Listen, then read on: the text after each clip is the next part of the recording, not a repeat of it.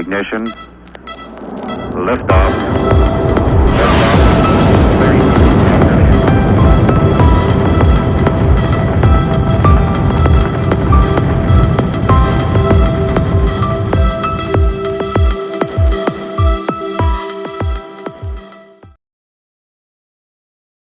Y pues hoy tenemos el gran placer de contar con la presencia del doctor Julio Martinel Benito, quien trabaja en el Departamento de Física de Plasmas e Interacción de Radiación con la Materia. Y bueno, antes de darle la palabra a Julio, déjenme platicarles un poco de su trayectoria académica. Julio estudió licenciatura y maestría en física en la UNAM y el doctorado en el Massachusetts Institute of Technology. Ha sido investigador en el ICN desde hace 35 años y actualmente es investigador titular B. Es miembro del Sistema Nacional de Investigadores en el CONACYT con el nivel 2. También es profesor en la Facultad de Ciencias y ha impartido más de 60 cursos de licenciatura y de posgrado en la UNAM. Ha formado un gran número de estudiantes habiéndoles dirigido su tesis o sus estancias postdoctorales. Ha publicado más de 40 artículos de investigación. Pero no es solo lo que ha hecho Julio, también ha publicado trabajos de divulgación, destacando el libro del FCE de la colección La Ciencia para Todos, Los Prometeos Modernos, y también es experto en energía nuclear. No temas, no brilla en la oscuridad, pero sí que sus ideas lo hacen. Es mejor saber lo que él sabe, para tener un panorama valioso sobre la energía que proviene de las entrañas de cada ave. Entonces suena interesante toda esta trayectoria académica que tiene Julio, y pues hoy tenemos el gusto de escucharlo en esta plática que se titula ¿Qué sabemos y qué no del plasma en la generación de energía por fusión nuclear?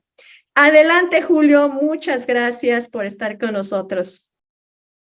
Muchas gracias, Carmen, por la introducción y por la invitación a hablar un poquito sobre lo que hago y lo que hacemos en el departamento. Entonces voy a compartir mi pantalla para empezar aquí. A ver si se ve ya la presentación. Sí, perfecto. Ok, muy bien. Bueno, pues entonces, como ya comentó Carmen, el título de mi plática es ¿qué sabemos y qué no del plasma en la generación de energía por fusión nuclear? Bueno, a mí me corresponde hablar por parte del Departamento de Física de Plasmas. Ya vieron en la presentación, ¿por qué no pasa? Es que tarda, como que tiene un retraso. La presentación que nuestro departamento pues consta de varios grupos, que básicamente son grupos que tienen trabajo afín, pero va desde lo más pequeñito hasta lo más grande, desde los átomos hasta el universo. Tratamos con el plasma en diferentes aspectos. Nosotros en nuestro grupo en particular hacemos investigación sobre fusión nuclear como para la generación de energía. Está el grupo de astrofísica, que pues es donde estudian cosas fuera de nuestro sistema solar en el universo, y lo de física atómica de muy pequeño y de temperaturas bajísimas además, ¿verdad? Bueno, entonces les empiezo a hablar sobre el plasma. Se dice comúnmente que el 99% de la materia visible del universo es plasma, porque la realidad es que para que emita radiación y lo podamos ver, pues tiene que estar ionizado, y entonces eso lo hace plasma. Pero sin embargo, en la Tierra es más raro encontrar el plasma, ¿sí? O sea, aquí en el universo pues lo vemos, no nada más nos asomamos a un telescopio y vemos plasma, casi. Pero en la Tierra pues solamente en algunos casos, por ejemplo, cuando hay relámpagos que duran un tiempo muy corto, o cuando hay, esto no lo vemos nosotros, pero auroras boreales que se ven en países nórdicos, también eso es por plasma. Entonces, por lo general, pues para tener plasma en la Tierra lo tenemos que crear, ¿no? Y hay muchas formas de hacerlo, y además con muchos fines diferentes. Nosotros nos vamos a enfocar en esta plática en los plasmas para fusión nuclear, que es la investigación que hacemos principalmente. Entonces, bueno, la investigación nuclear, en fusión nuclear empezó pues hace ya mucho tiempo, hace más de 70 años.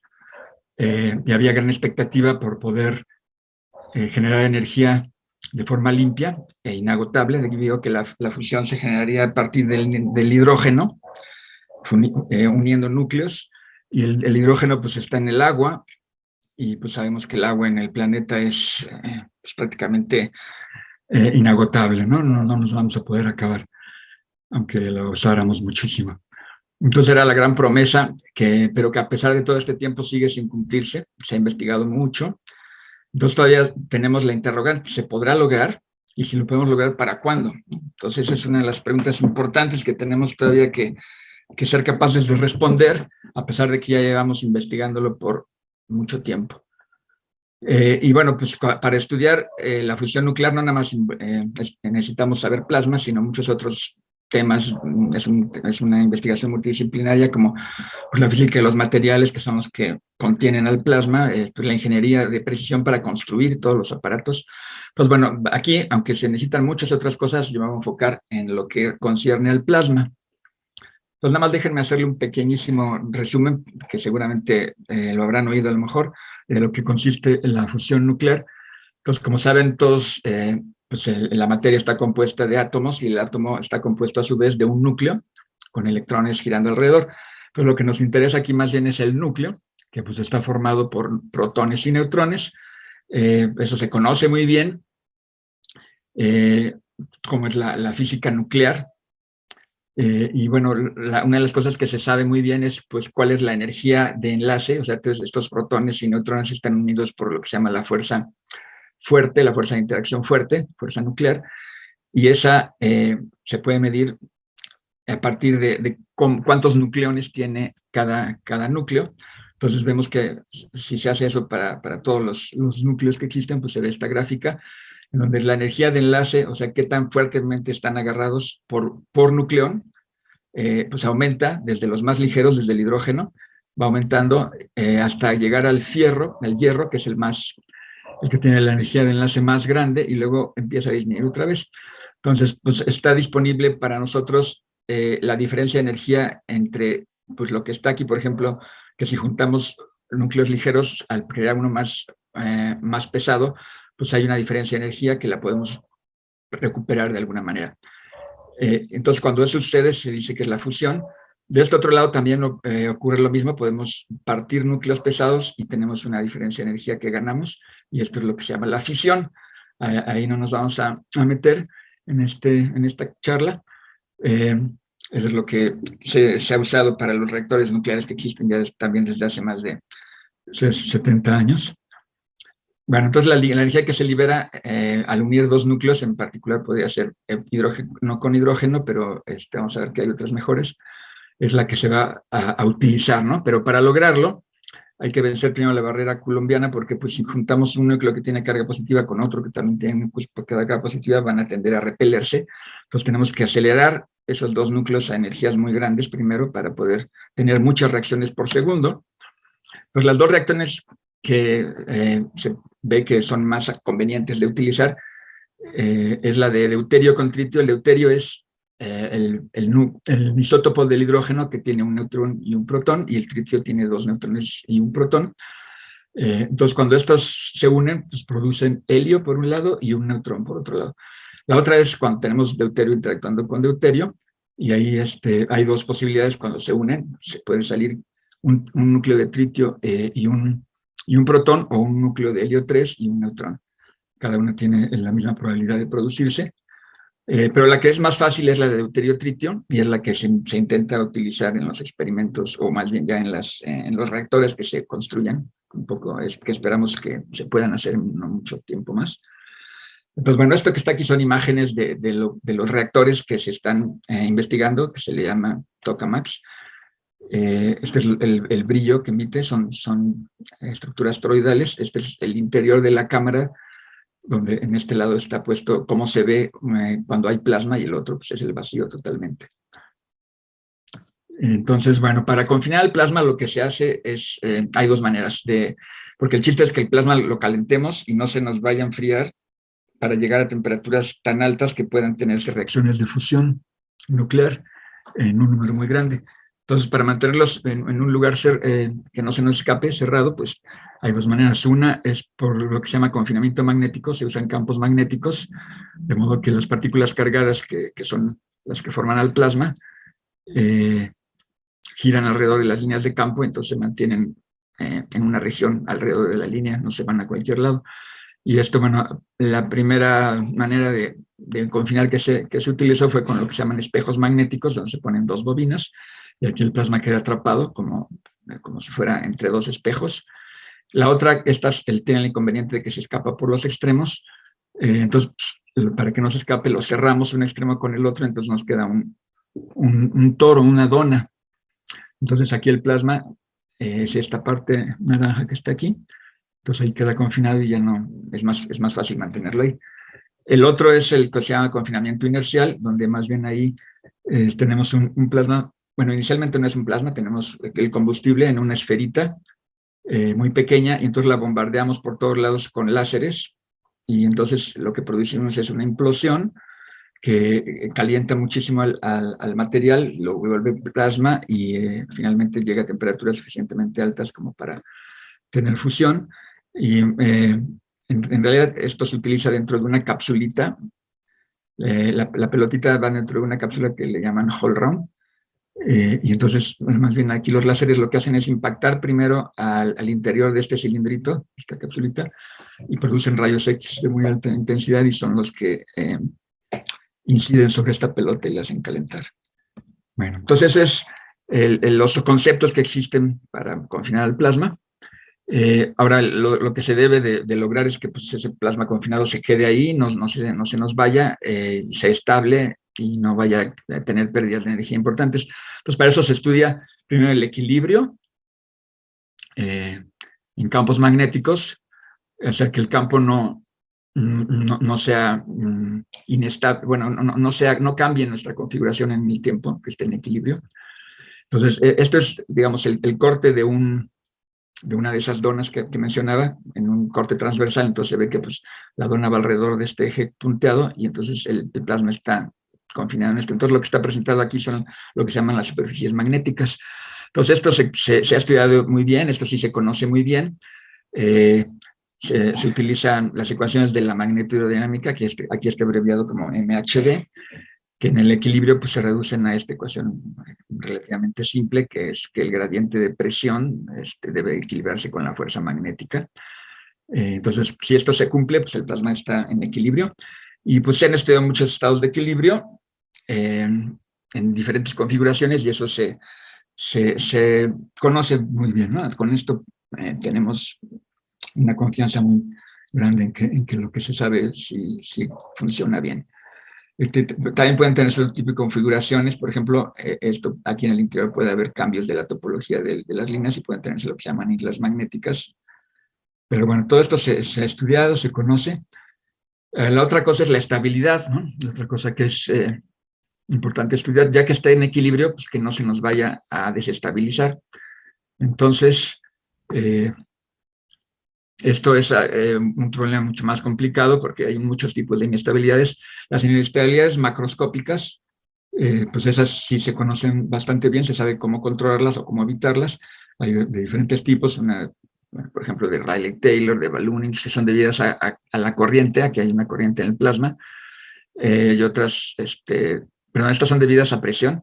Las de corriente son las que en inglés le llaman sausage kink o de tearing, o sea, son como de salchicha o de quiebre, o de desgarre se le llamaría esto. Pero las que son más problemáticas son las microinestabilidades, las que se dan a pequeñísima escala. Ahí hay varios tipos de inestabilidades, drift waves, debidas al gradiente de temperatura. Bueno, hay muchos se les llama con nombres no muy románticos, pero estos son muchos tipos de inestabilidades que son un problema para que el plasma se mantenga sin inestabilidades y además eso da lugar a un transporte. Aquí, por ejemplo, estoy mostrando en una capsulita de esas de confinamiento inercial cómo se puede desarrollar la inestabilidad de Rayleigh-Taylor. Inicialmente pues sería todo muy suave, aquí la frontera es esférica, pero luego se empieza a desarrollar la inestabilidad y pues tienen este tipo de dedos. aunque hay maneras de estabilizarla con campos magnéticos. Este es, por ejemplo, un ejemplo donde se estabilizó la inestabilidad. Son investigaciones que se hacen para ver que esto se pueda lograr. Y está también, bueno, pues estas son las inestabilidades debidas a corriente, que pues se verían así, ¿no? Esta es la que se llama de salchicha, esta de quiebre. Pero bueno, estas más o menos, las macroscópicas, como dije, sí se conocen y se pueden estudiar bien. A ver, esto no me está respondiendo. Ya, aquí está. Bueno, el otro problema, además del de equilibrio y de estabilidad, es el de transporte. O sea, ya que tenemos el plasma confinado y en equilibrio, y que sea más o menos estable, también hay que evitar que la energía que se le está dando en el interior, esto que tenemos aquí es también un pedazo de la dona del tokamak, que no se vaya lo caliente que está en el centro, que es lo que queremos que produzca reacciones de fusión, que no se vaya afuera, y eso pues sí es un problema porque hay muchos tipos de procesos de transporte que nos llevan energía hacia afuera. Hay uno que se le llama el transporte neoclásico, que se debe a las colisiones que hay entre partículas y llevan la energía hacia afuera, pero ese está muy bien conocido, y sin embargo no es el que domina, sino el que domina es este otro que se le llama anómalo, porque se debe a la turbulencia y no a colisiones, y es el más problemático. Y aquí pues es mucho lo que todavía se está investigando, no se conoce todavía todas las posibilidades para un transporte anómalo. Hay muchos tipos de turbulencia, pero afortunadamente, pues se han encontrado lo que se llaman modos de confinamiento mejorado. Pues, por ejemplo, está lo que se llama el modo H, el modo I, y esas producen barreras de transporte. Entonces, eso, aunque hay transporte turbulento que nos hace perder energía, pues pueden mejorar el confinamiento, ¿no? Eso se deben a que hay flujos internos que producen barreras de transporte. Y bueno, aquí se utilizan códigos muy complejos para estudiar este problema, códigos girocinéticos, por ejemplo, y por como decía, no está muy bien entendido. Entonces, esto que está, por ejemplo, aquí es el resultado de un código girocinético, es la turbulencia que se genera estudiando esto con cuidado. En esta representación, pues pongo cómo chocan dos partículas en diferentes líneas de campo. Esto es lo que se tendría en el transporte neoclásico. Bueno. Ahora, otro problema muy importante es qué pasa en el borde. El plasma del borde es diferente al plasma del centro del tokamak, entonces también hay muchas cosas que se necesitan estudiar. Están los modos que se llaman localizados en el borde, edge localized modes, que son problemáticos porque hace que producen como estallidos pequeños del plasma en el borde y hace que se pierda energía. Esos aparecen cuando está el modo de confinamiento mejorado, que se llama el modo H. Y otra cosa importante es que, pues para que el plasma no se enfríe, pues hay que mantenerlo aislado de las paredes. Para ello se utiliza lo que se llama un divertor, que es lo que está representado aquí. Que es, entre el campo magnético ya no es cerrado, todas las líneas no son cerradas como había mostrado anteriormente, sino que hay unas que en el borde ya se van hacia afuera, como ven.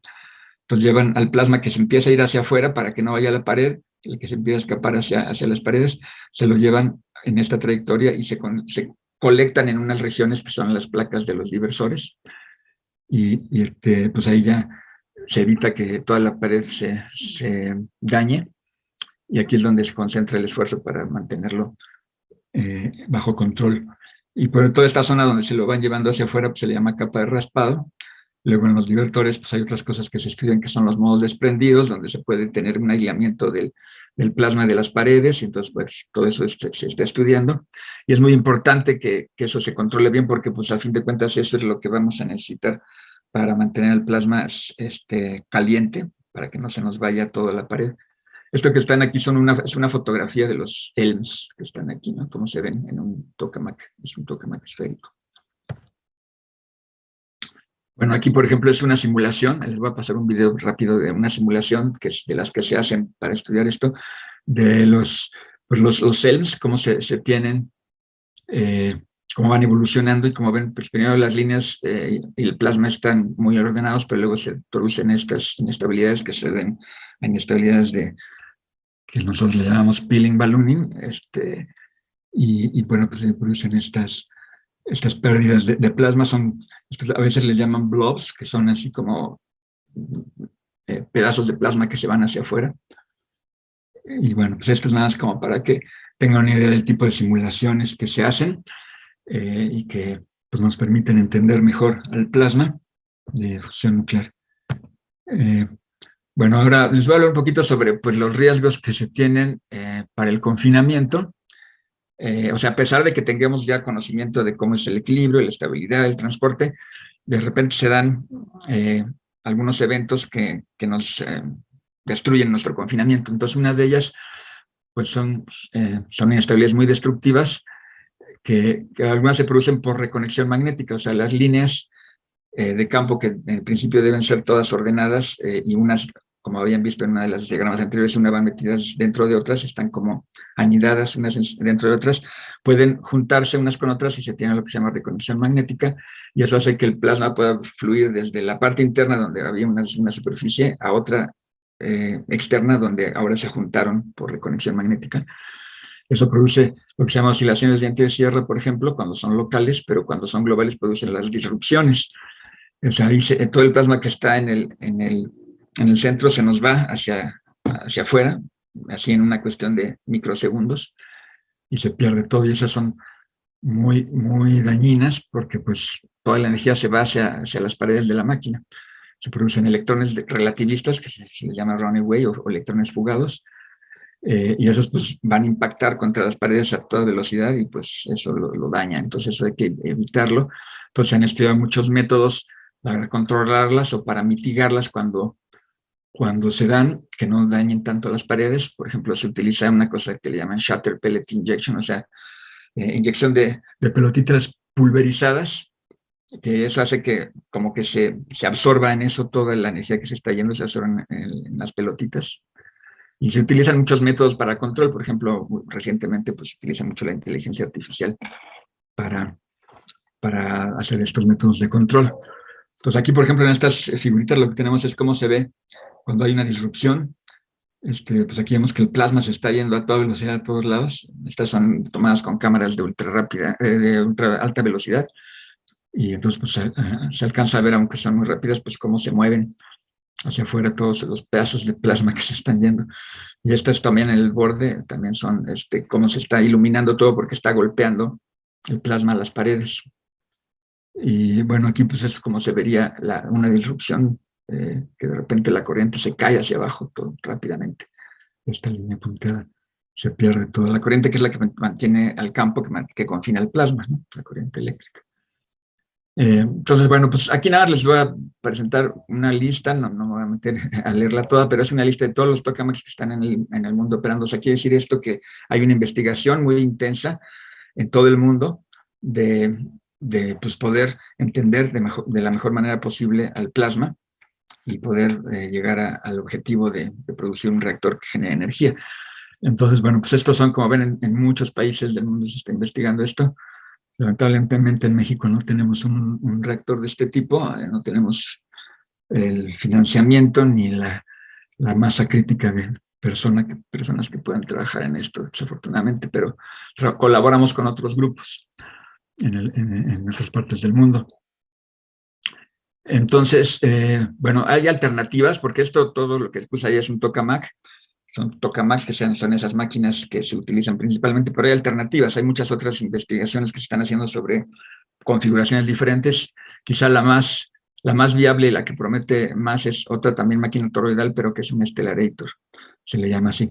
Eso básicamente también es un plasma en forma de dona, pero a diferencia del tokamak, el tokamak tiene una corriente interna, que es la que origina muchas de las inestabilidades dañinas, en particular la de las disrupciones de las que acabo de hablar.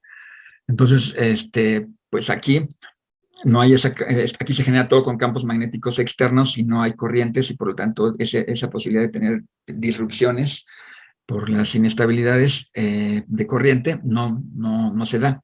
Entonces, esta es una posibilidad muy atractiva.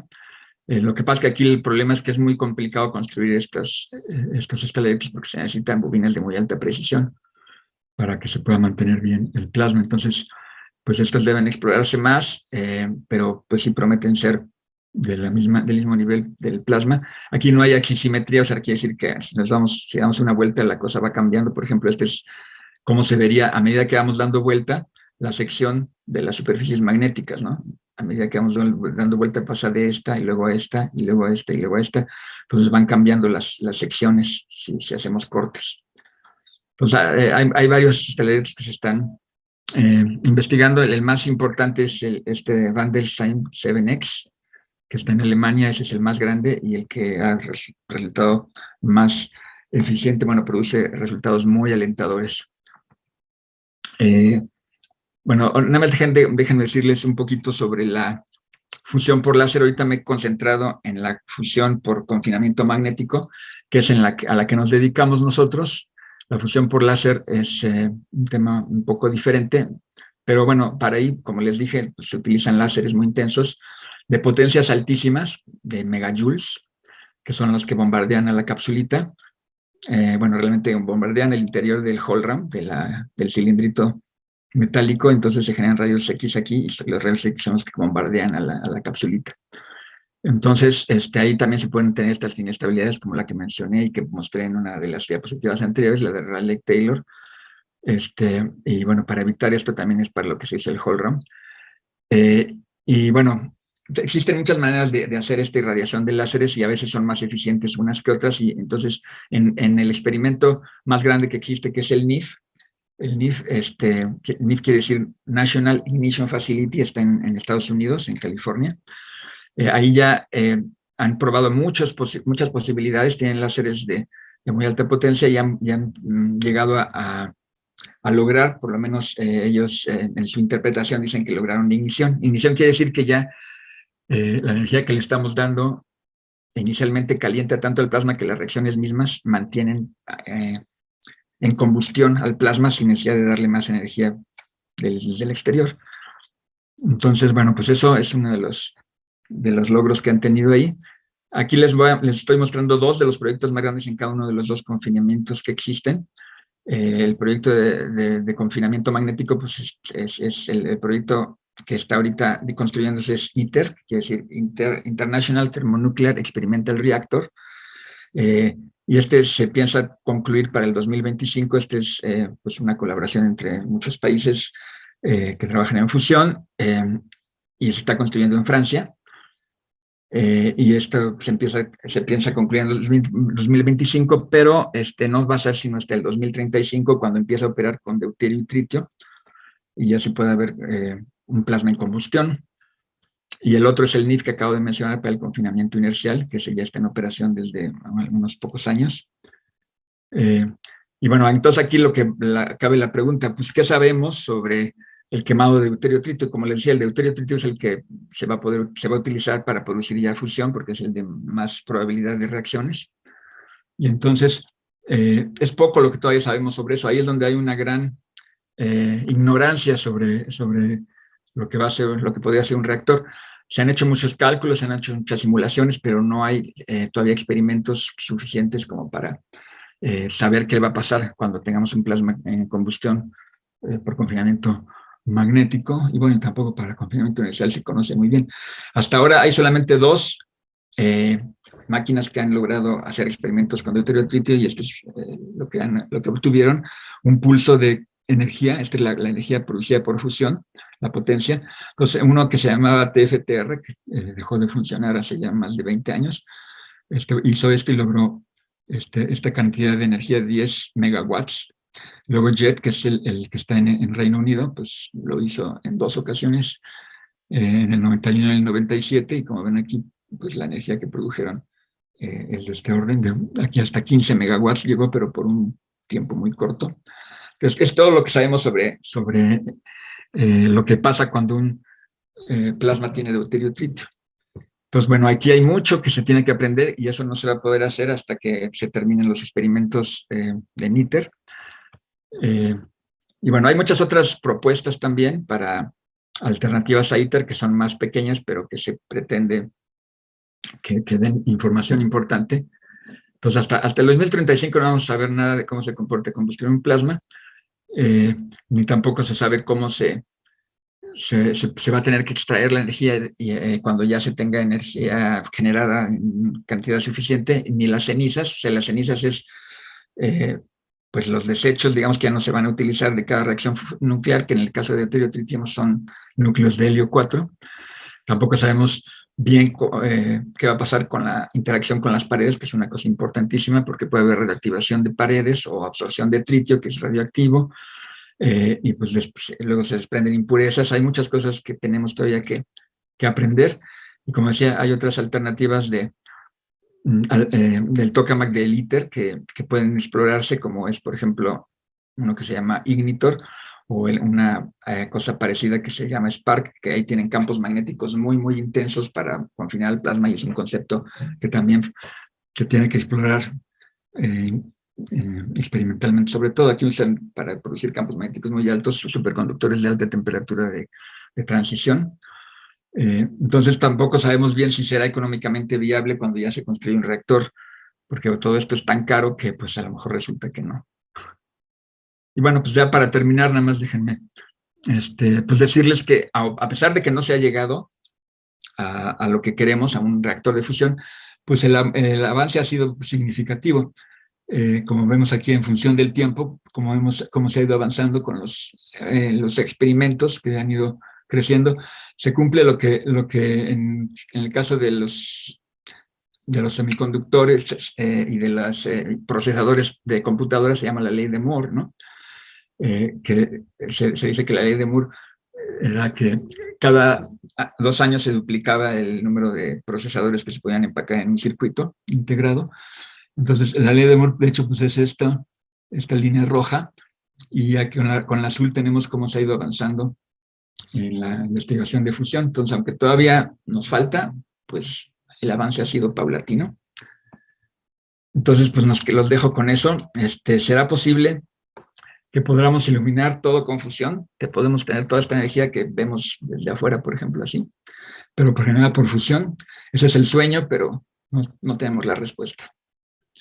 Pues con esto les dejo. Espero que hayan podido entender más o menos el tipo de trabajo y los retos que tenemos.